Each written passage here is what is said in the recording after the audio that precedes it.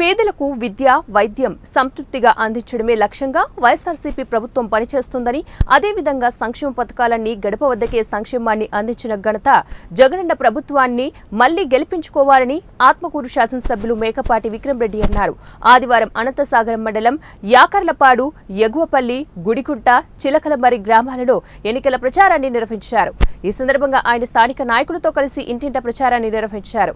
ఈ సందర్భంగా ఎమ్మెల్యే మేకపాటి ప్రతి ఒక్కరిని కూడా ఆప్యాయంగా పలకరించి గడిచిన 58 నెలల కాలంలో వైఎస్ జగన్మోహన్ రెడ్డి అందించినటువంటి సంక్షేమ పథకాలను గురించి వివరించి మళ్లీ ముఖ్యమంత్రిగా జగనన్నను ఆశీర్వదించాలని కోరారు.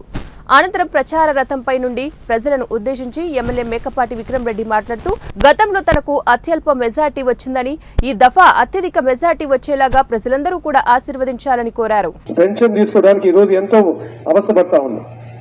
ప్రతి దగ్గర మళ్ళీ నడిచిపోవాల్సి వస్తుంది.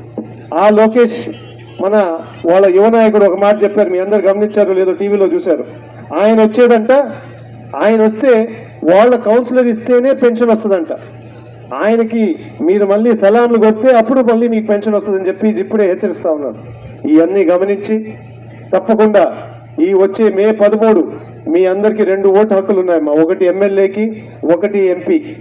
తప్పకుండా మళ్ళీ మన ఫ్యాన్ గుర్తుకు ఓటేయాలి.